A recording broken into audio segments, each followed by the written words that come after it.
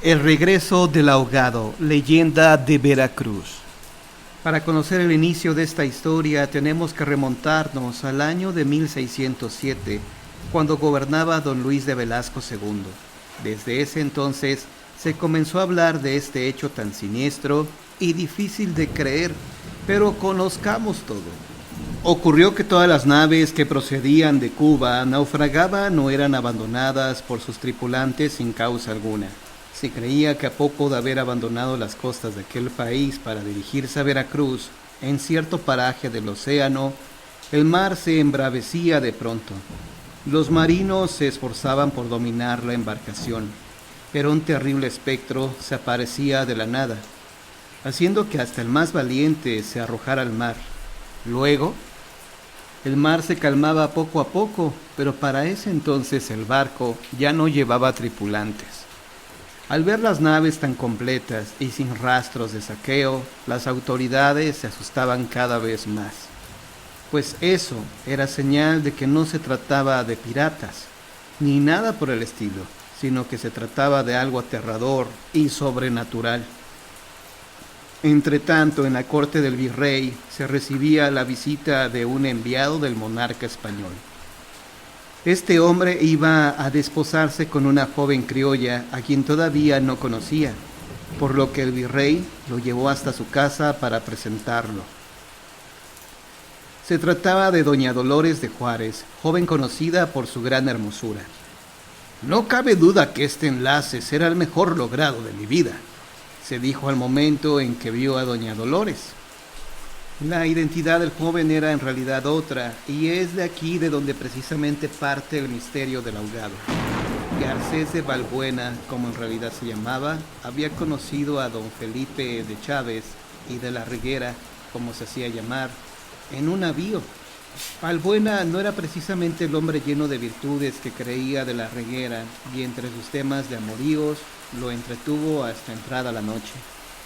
El mar se había picado y don Felipe se encontraba indispuesto para seguir escuchando las historias de su nuevo amigo, por lo que decidió retirarse a su aposento.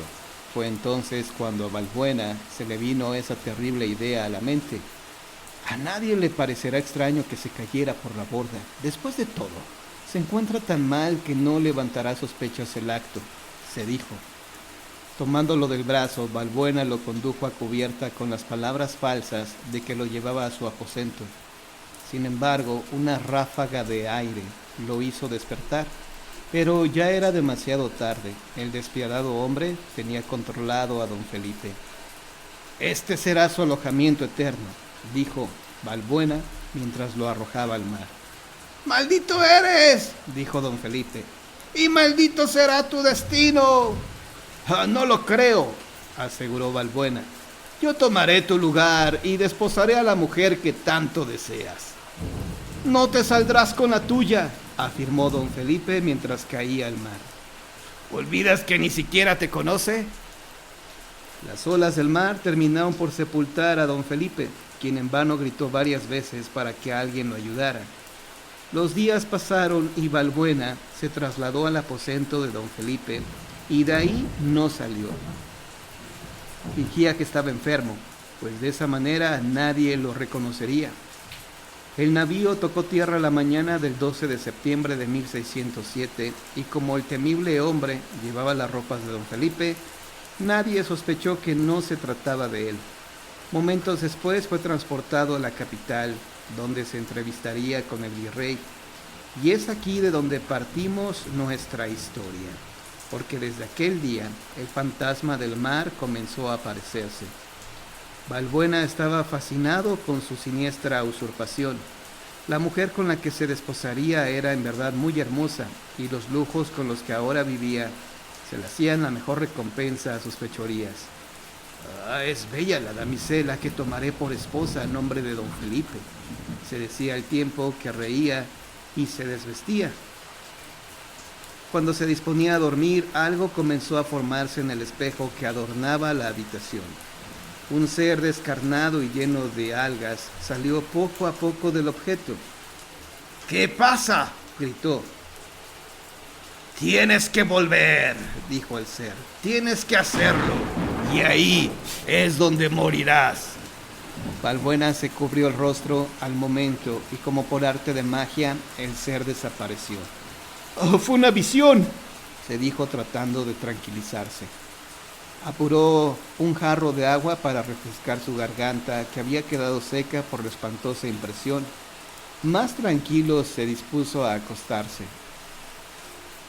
Los preparativos para la boda del visitador con la hermosa doña Dolores se iniciaron.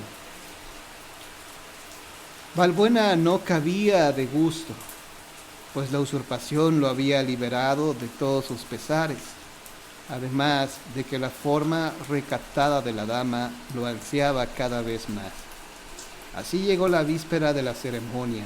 El falso don Felipe se retiró a su habitación, saboreando la aventura que se le avecinaba. Pero cuando se sentía más tranquilo, aquella voz sepulcral volvió a salir del espejo. «¡Tienes que volver!», decía. Balbuena sintió que el cuerpo se le helaba, porque ahí, en un rincón de la habitación, se encontraba el fantasma. «¡Tienes que volver al lugar donde me ahogaste!», dijo el ser mientras se desvanecía. «No encontrarás paz en este mundo hasta que vuelvas al lugar donde espero». Cuando el espectro se desvaneció, un silencio eterno se hizo en la habitación. Balbuena aún no se reponía, estaba aterrado, pues en su vida había creído en los fantasmas y ahora, a causa de su infamia, se veía perseguido por uno. Se metió en el lecho, pero no pudo dormir. A cada momento se imaginaba oír que regresaba el ánima de don Felipe. Al amanecer se apagó la única bujía que alumbraba la estancia y Balbuena se incorporó asustado. Aún pálido y tembloroso por las impresiones, el falso don Felipe se presentó en el templo donde ya esperaba a su prometida. Momentos más tarde pudo tranquilizarse al ver que nada había ocurrido. En casa se celebró un banquete espléndido y la fiesta se prolongó hasta muy entrada la noche en que los novios se retiraron a su aposento. Era la hora perfecta para que el hombre acercara su boca a los labios vírgenes de la doncella, pero antes de que pudiera rozarlos, ella lanzó un espantoso alarido, desprendiéndose de los brazos de su esposo. La joven retrocedió mirando asustada hacia la esquina de la habitación. «¡Mira, esposo mío!», dijo ella. La dama creyó enloquecer de terror al ver que aquella aparición se acercaba lentamente. «Tienes que venir», dijo el fantasma con voz ahuecada. «No te has casado conmigo. Yo soy Felipe Chávez». «¿Qué dice?», gritó ella asustada. La joven miró a su esposo buscando de él consuelo, pero estaba tan paralizado que nada hacía para ayudarla. El fantasma tomó con dulzura a la muñeca de la dama, pero ella no resistió y cayó desmayada. El espectro del ahogado desapareció en ese momento, dejando empavorecido y tembloroso a Balbuena. Cuando pudo reponerse del sobresalto, levantó a doña Dolores para colocarla en el lecho, tratando de reanimarla por todos los medios.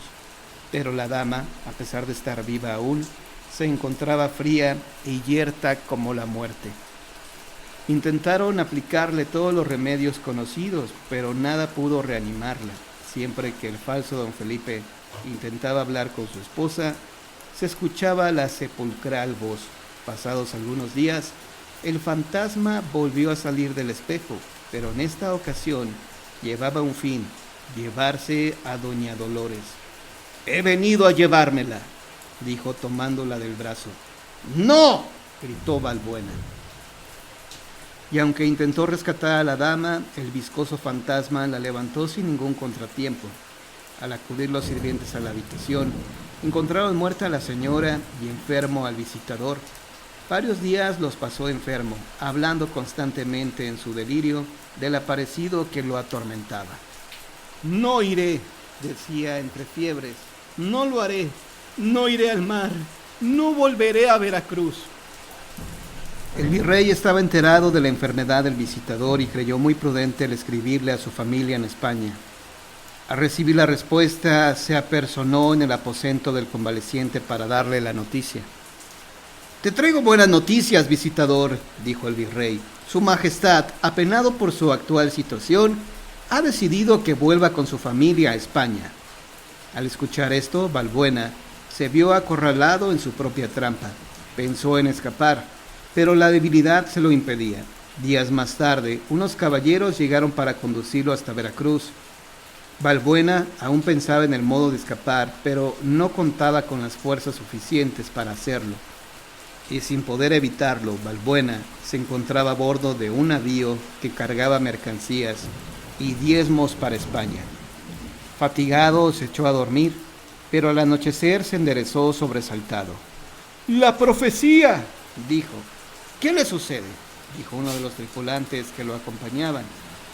Vamos para Cuba, replicó con miedo, y pasaremos por el sitio donde él me espera. El tripulante estaba asustado, pues ya no era de extrañarse que el hombre estuviera loco. Como pudo, se zafó de las manos de Balbuena, que no dejaba de decir disparates, y fue en busca de ayuda. Se ha vuelto loco, dijo. Todos acordaron que lo mejor sería encerrarlo. De esa manera no representaba un peligro para la tripulación. Pero cuando le estaban echando cerrojo a la puerta, él gritaba sin consuelo. ¿No entienden? ¡Vendrá por mí! ¡Tienen que abrirme! La tripulación empezó a alarmarse ante los gritos y las palabras extrañas que proferían los labios de Balbuena. Tomaremos guardia, dijo uno tratando de hacer frente a las incoherencias que decía el visitador. Todo pareció calmarse, pero cuando la noche cayó, el cielo empezó a encapotarse y grandes moles de agua se levantaron del océano. De pronto comenzó a formarse el siniestro remolino que algunos marinos conocían. ¡Es el fantasma!, gritó uno. Del mar surgió la figura espectral y aterradora de don Felipe, que decía: ¡Garces de Balbuena!